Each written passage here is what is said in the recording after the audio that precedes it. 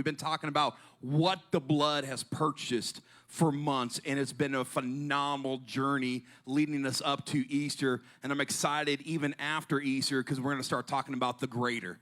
Come on, how many know he's called you not to be where you're at, but to have a greater life? Come on, Elijah called Elisha out of what was good. He was a farmer. He had ox. He had a field. He had plenty, but he called him into a destiny he did not even see for himself yet. He's called you to a greater.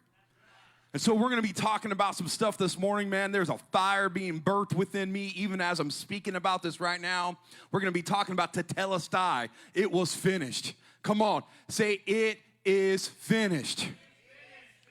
Come on, when you look at your problems, when you look at those things trying to mount up against you, you can look at them and go, the cross said it was finished. Jesus said it was finished. Matter of fact, that word finished, that word tetelestai, has so much to encompass, and we're going to dive just a little bit into it today. I'm on a time constraint. So because I am on a time constraint, we're going to have the kids coming back in. It's going to be like a family atmosphere. The kids are going to be praying for you, laying hands on you, prophesying over you, because we're one body. Come on, we're not just the adult body. We're a multi-generational body. So it's going to be good. So I will post my notes on the Secret Place Church because I guarantee I will not get to them. Because if anyone's got to know me, when I start studying out a subject, I might as well just write a book. And I just keep going and going and going. So are you guys ready? All right. I love God and how he is woven throughout just Scripture, but he has made it mathematically improbable for anyone but Jesus to fulfill what happened at the cross. Matter of fact, in order for Jesus to fulfill just one prophecy out of the hundreds that he did, just to fulfill one prophecy, it would be like taking silver dollars, stacking them 2 feet high, covering the whole entire state of Texas, and you put an X on one, and someone just stumbling across just one and picking it up going, I found it. That's how mathematically improbable it is, but how do you know Jesus was the perfect lamb? I love this because Passover, which Jesus was slain on Passover, happened way back in Israel when they were in captivity with Egypt. Come on, the last plague, God commanded them, hey, take a lamb, break open the lamb, spill the blood of the lamb, and mark it on your doorpost. That way, when death comes, they know that they can't touch you because you're my children. The blood has made you my children. That is a signpost to death saying, you cannot touch them. They belong to me. So every year afterwards, they would celebrate Passover. And they would go and they would examine a lamb. They would get a lamb, and if it wasn't perfect, if it wasn't spotless, they would have to reject it. And they would sit there and they would examine it. And they would examine it for days. And at 3 o'clock in the afternoon, they would, in the temple court, take that perfect, spotless lamb and slay it and sacrifice it as a symbolism saying, we're his children. Did you know that Jesus was sacrificed on the cross the exact same moment at 3 p.m. as the same time that the lamb was being slain in the temple courts representing the old covenant? He went to the cross for the new. He went to the cross for the new. I love that because here's the thing. When you start reading about the story of Jesus, you have to break down everything that led up to it because it's so improbable for the way that it happened. The way that he went to the high priest, and the high priest ripped open their ephod, making them unqualified to judge Jesus. But then sent them to a Gentile man,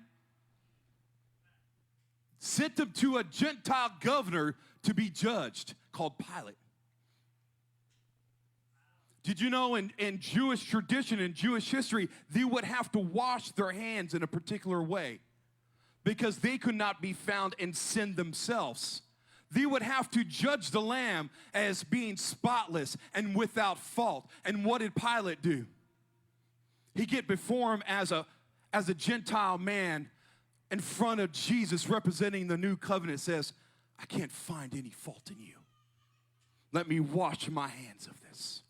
It was so mathematically improbable that he said, you know what? I came for Israel, but I didn't just come for Israel. I came for all of mankind. And as a representation of that, I'm going to put you before a person that is not of my covenant yet, so you can represent my new covenant to them as spotless and blameless.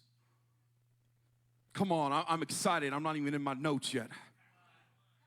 Man, it is finished. It is Tetelestai. I love it because when Jesus was slain upon the cross, the veil was torn. The old covenant is saying, hey, I got to come to a box. I got to come to the Holy of Holies. I got to act a certain way. I got to be a certain way. And matter of fact, I don't have to just be like that, but I have to go through somebody to do that. They had to go to a Jewish priest. They had to go to the high priest of that day. They had to have a mediator in between them just to get to the Holy of Holies, just to get to the outer court. And when Jesus was slain upon that cross and gave up that last breath saying, Tetelestai, it is finished, the earth shook, the veil was torn, and no longer was there a separation between God and man. He has now been made our high priest. Now we have direct access and boldness to go boldly before the throne of grace. Boldly saying, I'm in my Jesus.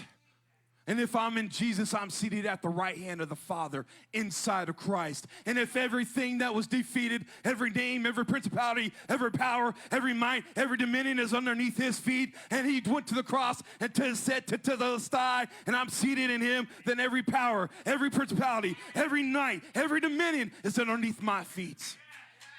There's no longer a separation. There's no longer going, wait, I got to act perfect to be in the perfect one. Man, I'm going like a million miles a minute, and I need some water. Tell you what, there's something to be said.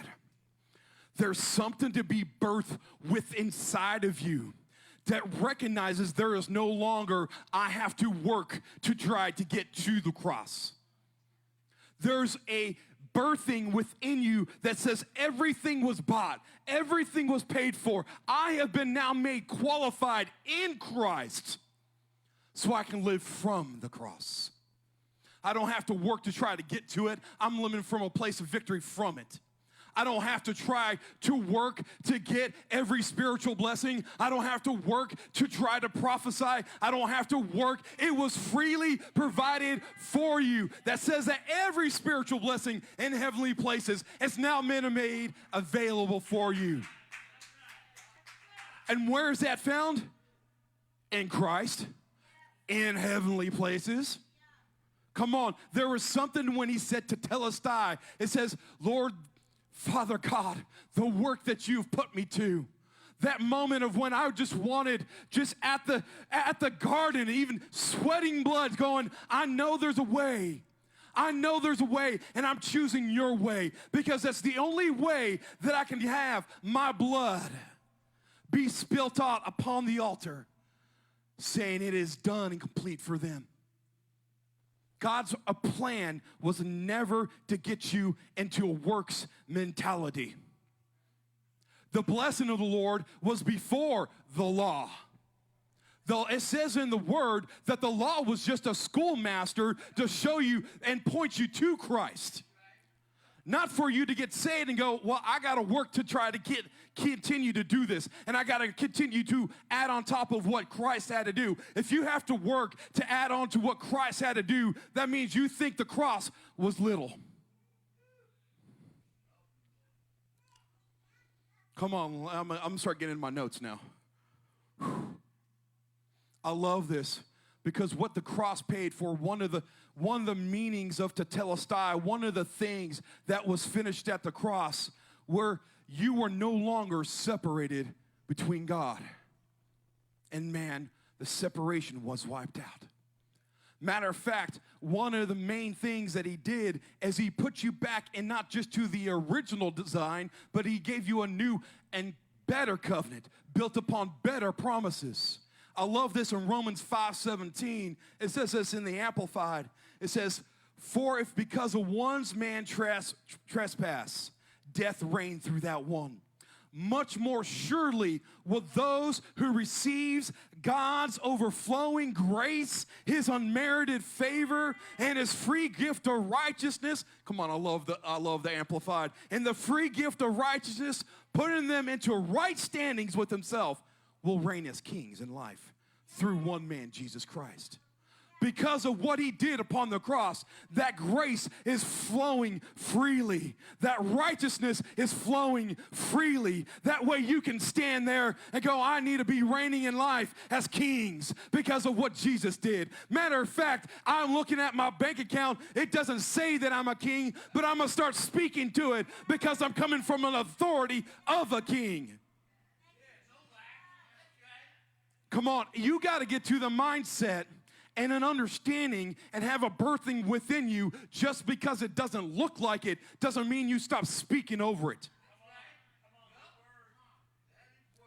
When a king, I'm very barbaric in nature. I'm very Vikingish, very old. Come on, I love talking about kings and warriors and stuff like that.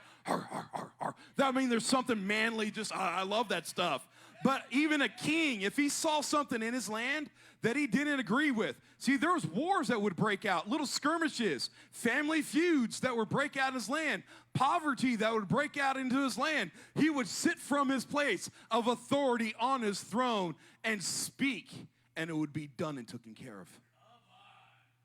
So if we reign in life as kings, seated in Christ in heavenly places from the place of authority, we need to speak over the same things.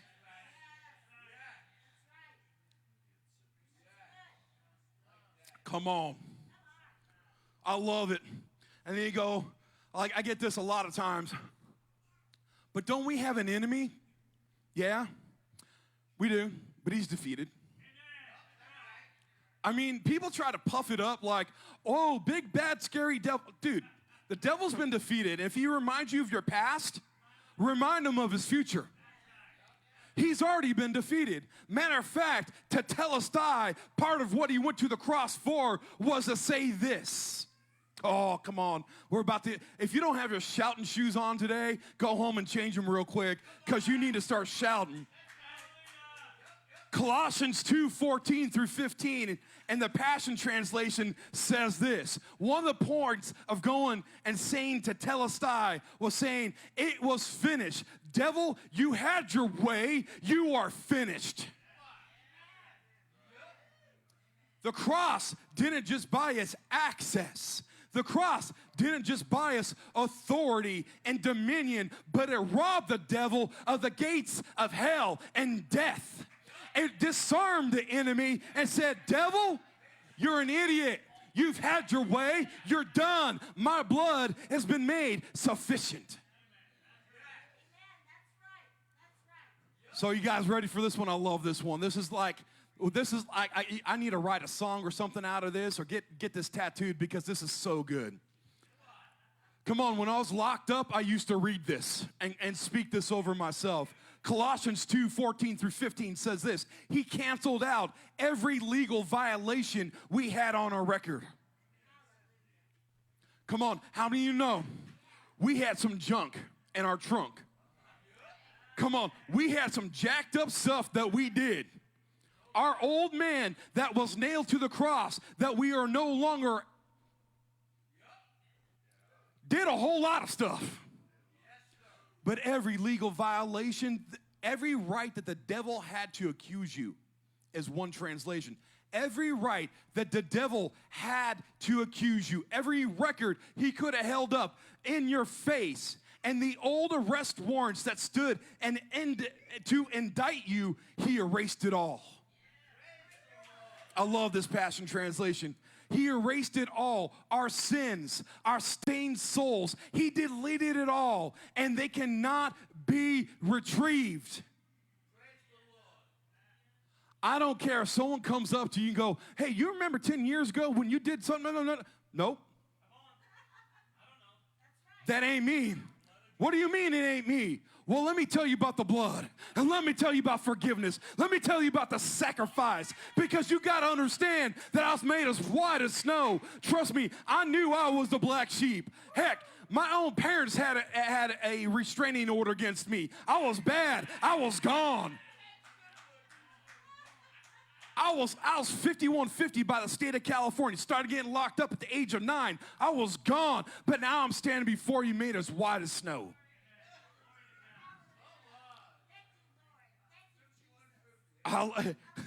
And it can't be retrieved.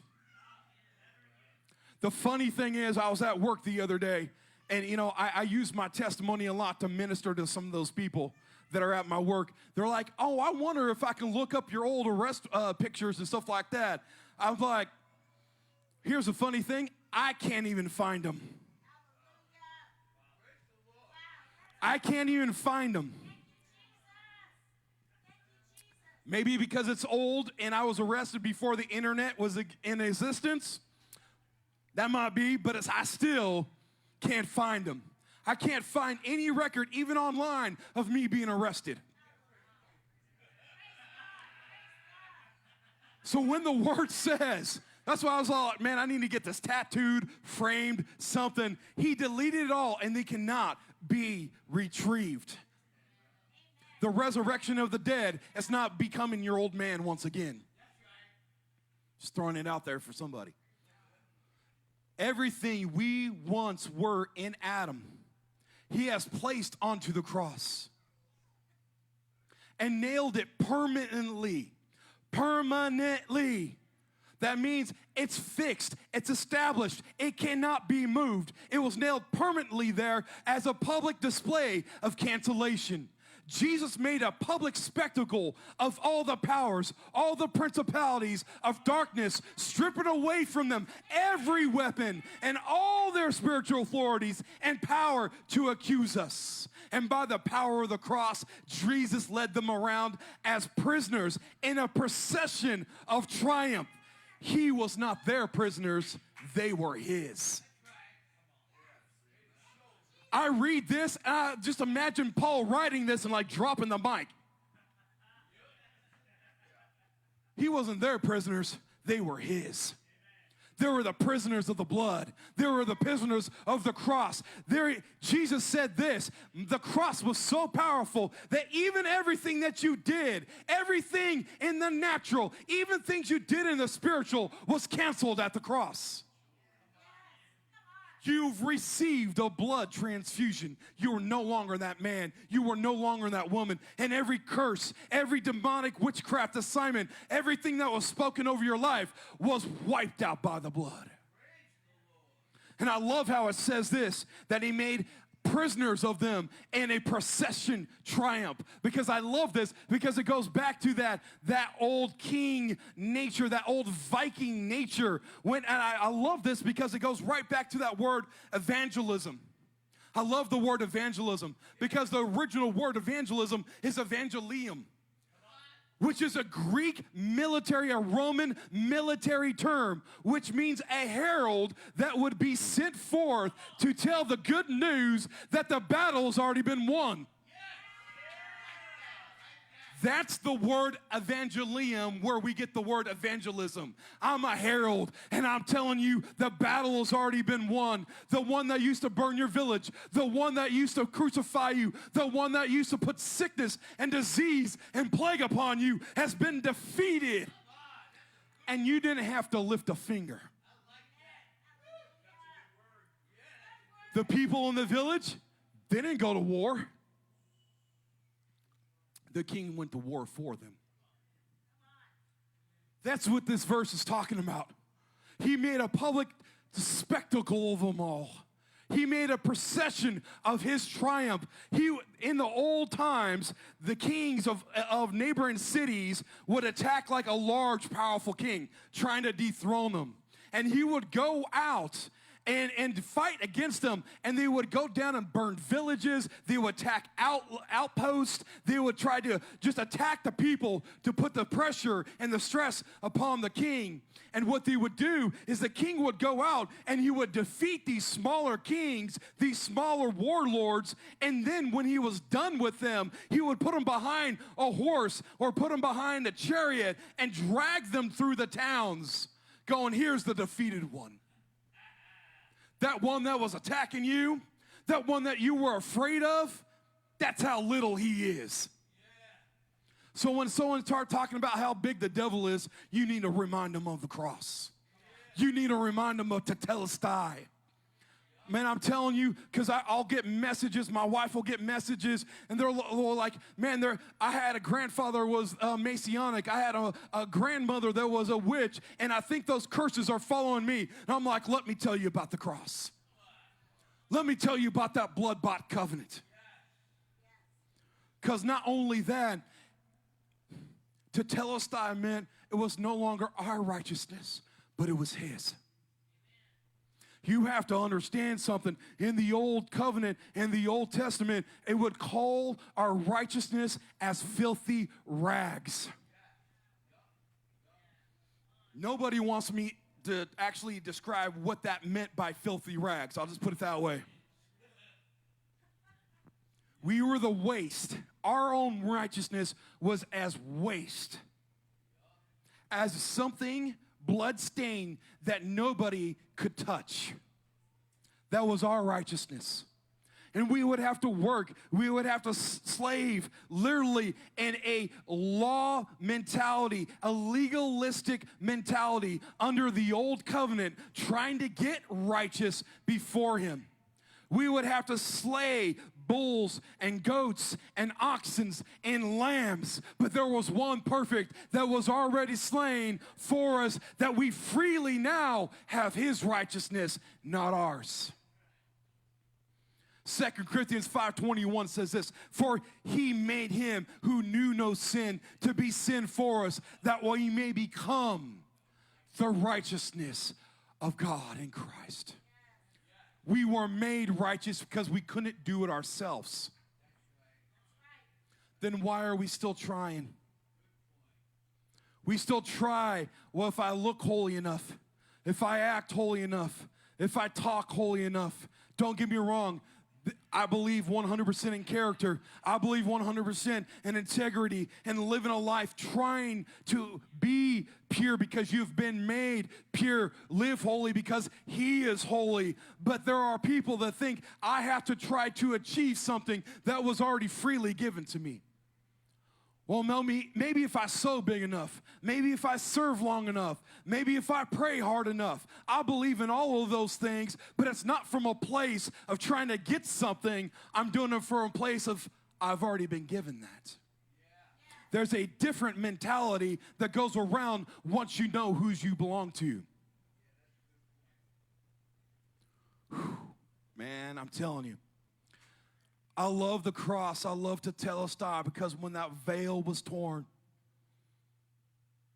did you know, even in the old covenant, that even the high priest had to be so perfect and so blameless to enter into his presence, to enter into the Holy of Holies. They used to strap a rope around his ankle and a bell around that rope.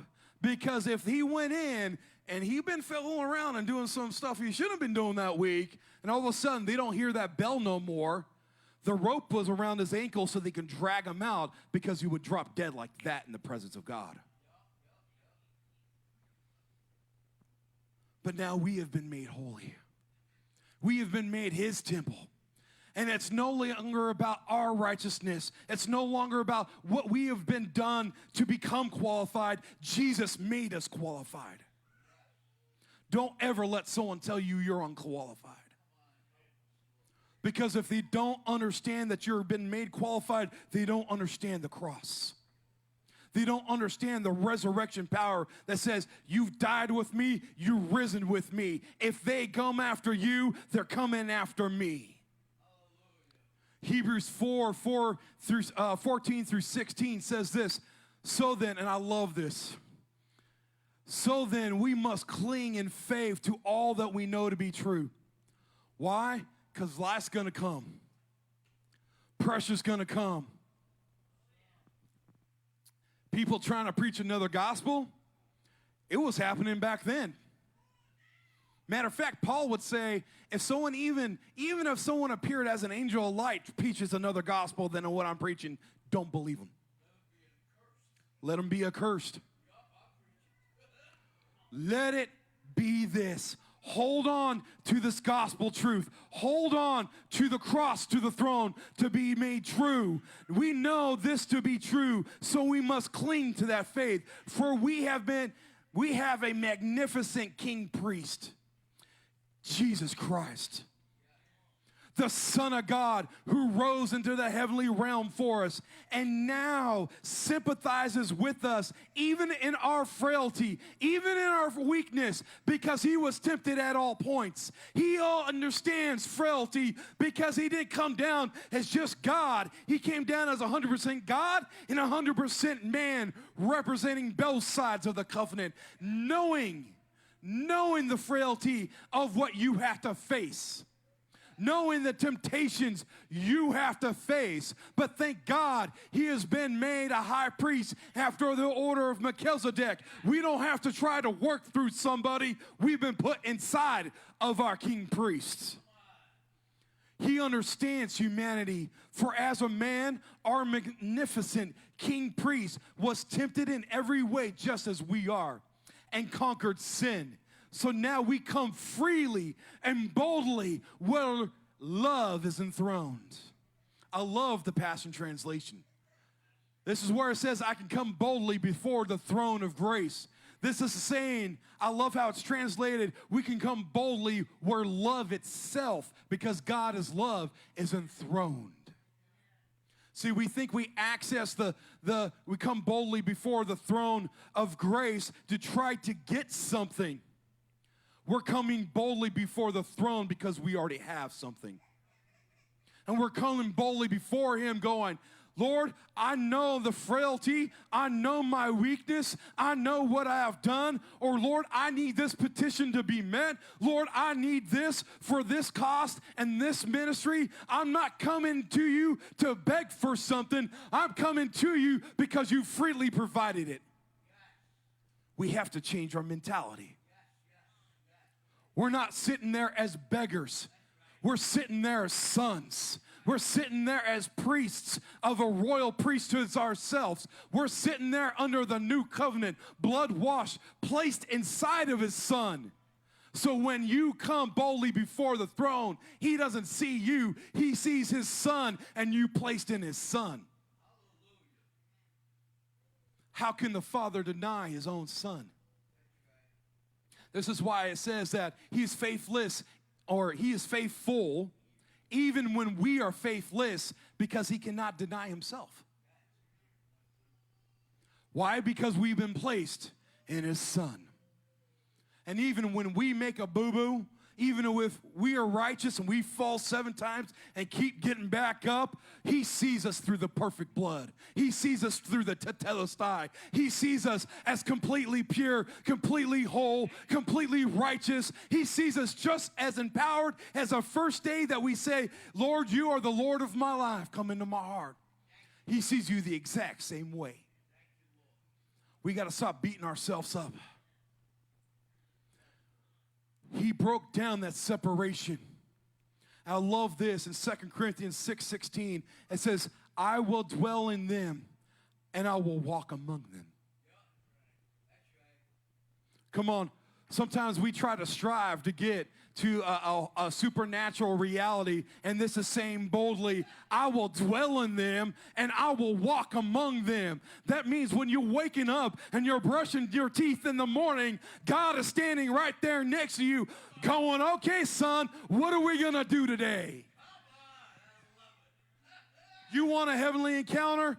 Realize that he is walking with you every single day. His glory doesn't just dwell around you, it dwells in you because of the cross, because it's Christ in you, the hope of glory. I love because of the cross. It says this in 1 John 4. It says that if we confess that Jesus is the Son of God, God abides in us and us in God. We are so power-packed that we can come boldly and say, man, Father, I just want you. Ooh, I can feel him right there. Father, I just want your touch. Father, I know you're walking with us because that's your word and you're not a liar. That I will dwell in them and I will walk among them. So that doesn't mean only when you're good.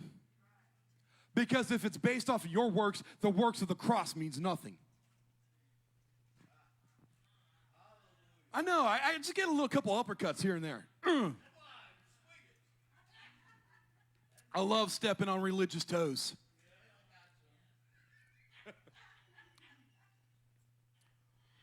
Come on. I mean, and the crazy thing is we have self-help books, we have all this kind of stuff.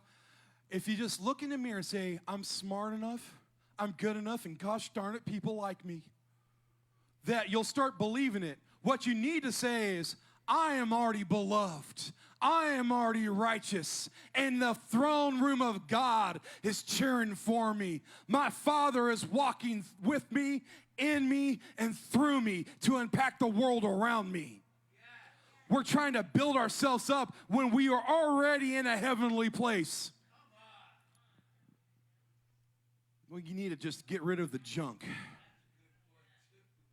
Get rid of the junk. I love this. Of course, I just love the word, so when I read the word and I say I love this, I'm going to say that probably over every scripture. You got to be a lover of the word, man. If you don't love the word, man, you need to check your pulse. Because the word gets me fired up. The word, I mean, I'll read something, man. I'll face something. I'll just be in the wine press moment. My week will be just all crazy around me, and I'll crack open his word, and I feel like I'm 10 feet tall and bulletproof. Why? Because you got to set your mind on the things above. Matthew 27:51-54 says this. And Jesus cried out again with a loud voice, Tetelestai, and yielded up his spirit. I'm just catching a glimpse. I'm literally visually seeing Jesus upon the cross right now. Imagine that he loved you so much that he would be rejected by his own people.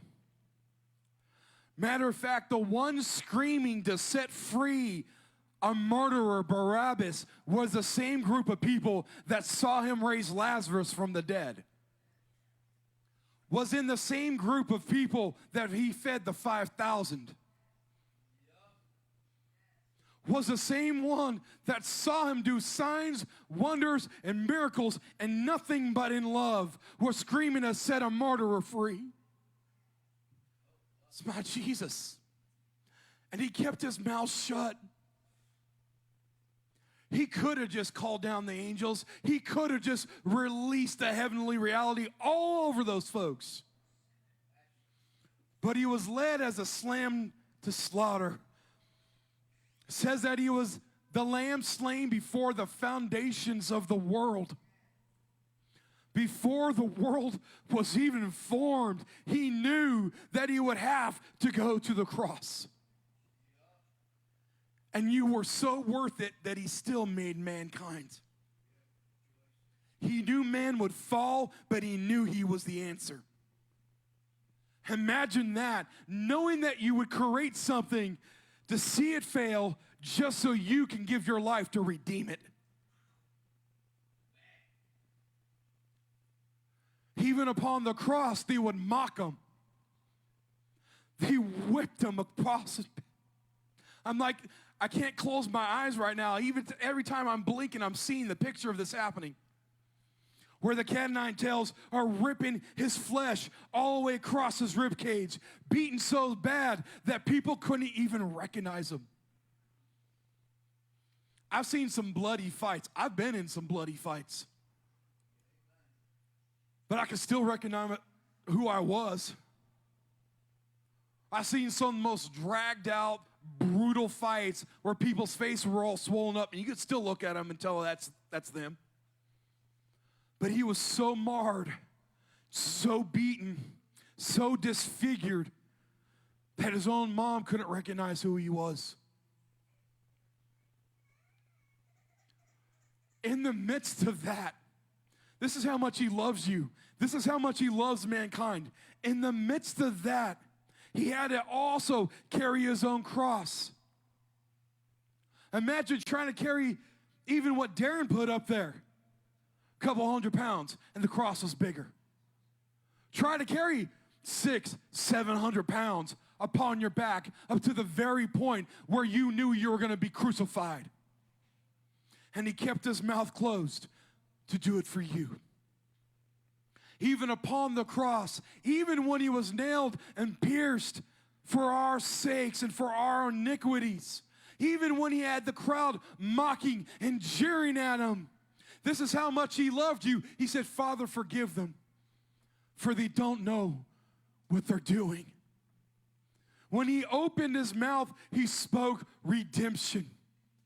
When he opened his mouth, he spoke the new covenant. Father, I know my blood is not completely spilled out yet. I know my spirit is not quite up yet. I know I haven't said Tetelestai, saying it is complete yet. But even in this midst of this moment, Father, see them through the new covenant.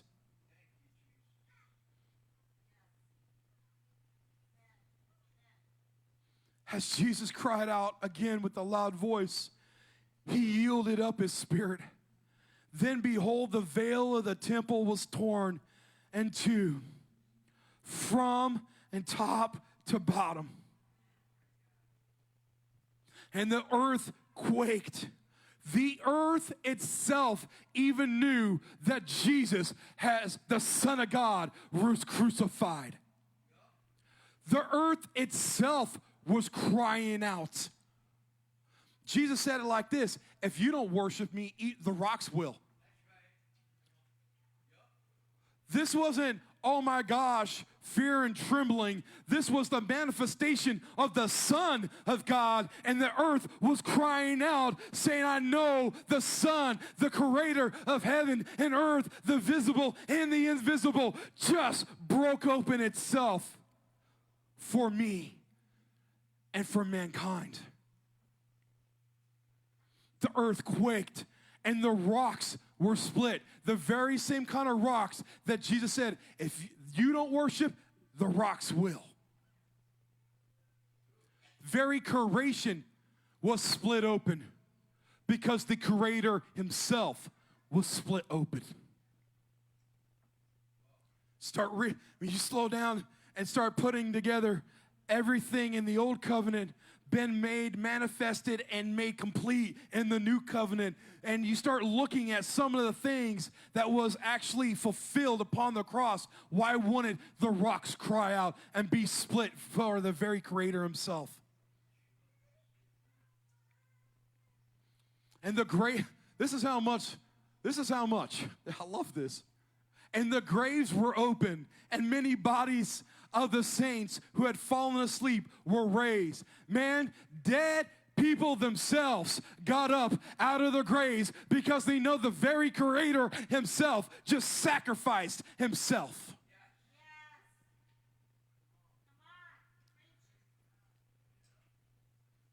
I'm telling you, if we don't believe in the resurrection of the dead, that means we don't believe in what Jesus did. I encourage you, if you don't know or don't understand the resurrection of the dead, just read 1 Corinthians 15. It will put a smackdown to anybody that would preach against raising the dead.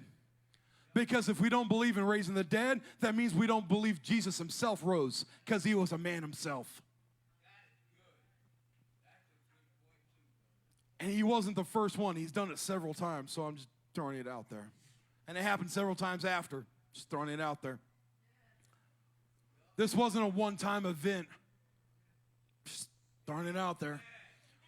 I love what Derek Gates is doing. Like, Derek's a good brother of mine. I can't wait for that movie to be released. So when the centurion, I love this, Because even the people that were in the natural, even the ones that were sticking spears into his side, even when they started seeing this make manifest in the natural, even the unbelievers started believing. This is why the world is crying out for the manifestations of the sons of God. They're not crying out for the prophets. They're not crying out for apostles. They're not crying out for an evangelist or a pastor or a teacher. They're crying out for the sons. They're crying out for the very ones that would walk just as Jesus did, that would recognize everything that the cross had paid for, that creation itself, because they recognize the Creator within us. When we start realizing the Creator is within us, we will shape the world around us. So when the centurion and those with him that were guarding Jesus saw the earthquake, saw the world screaming out that the very Creator has died, and the things that had happened, they feared greatly, saying, truly, this is the Son of God. Truly, this was an unbeliever. This is the one that stood by and gave the decree that says, hey, we can't break his bones, but hey, we got a spear, stick it into his side. This is a very one saying, it's okay, I'll put a nail in his hands, but recognize when the world started crying out for the Son of God, that there had to be a reality. There had to be a manifestation of the sons of God that was about to rise. There had to be a reality of recognizing what just happened upon the cross was the reality. I love this because of that. A lot of people go around with an orphan mindset still to this day. I think it's probably one of the most confusing things because we look at a natural reality and we look at our natural fathers and we look at the faults of our parents and we look at being abandoned. We look at being abused. We look at everything in the natural trying to give us our identity. And then we shape our supernatural reality based off a worldly falsehood.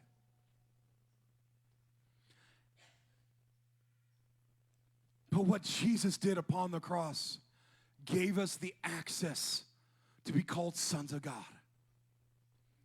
I love this. It says in Romans 8:11 through 17.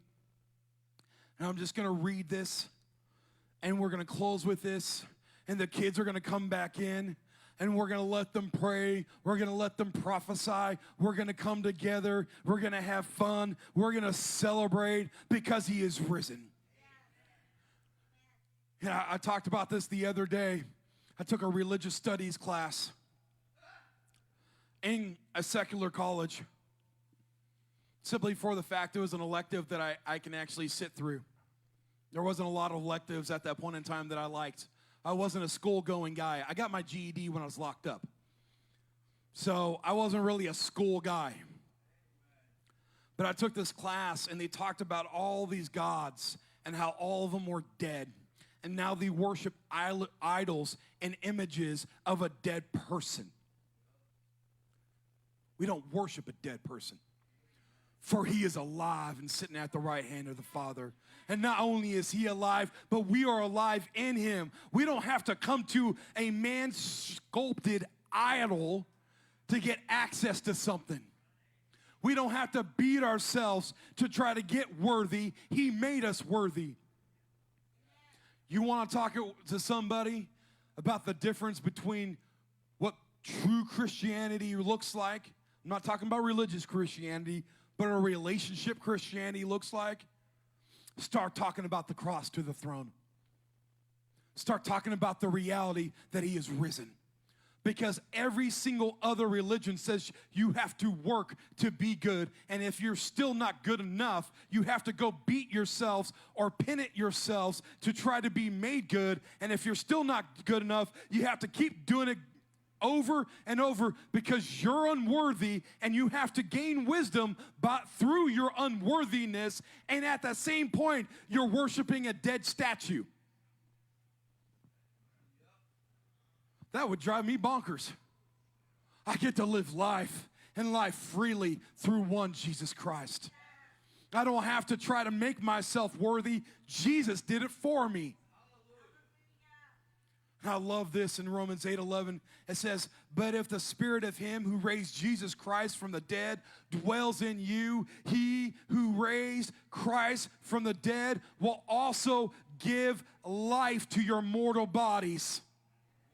Because he is risen, you're risen. So why would we ever come from a place of defeat? If we are risen, why do we act underneath? Therefore, brothers, we are not debtors, not the flesh, to live according to the flesh. For if you live according to the flesh, you'll die. But if you live, I love this, man. But if you live by the Spirit, you put to death the deeds of your body, you will live. For many as led by the Spirit of God, these are the sons of God. For you do not receive the spirit of bondage again to fear, but you receive the spirit of adoption by which we cry out, Abba, Father. Fear is what lost the identity in the garden. Go back, listen to my last message talking about being made more than conquerors. I really break it down. Fear of not being like God was the trip and the trap that the devil used to deceive Eve. What do you mean I'm not like God?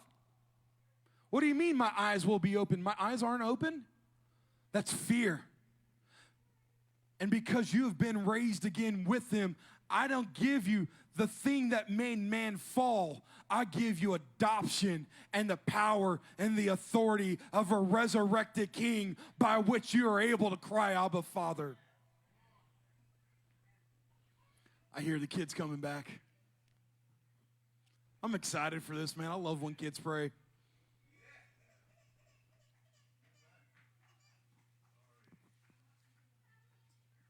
They're just precious, man.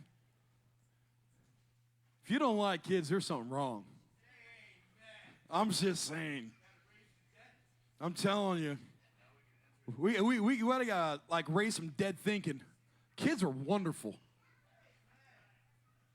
Kids are bouncing off the wall orangutans, and I love them. Even when they frustrate me, I love them. If you're a parent, you know what I'm talking about. Don't say nah, Jack.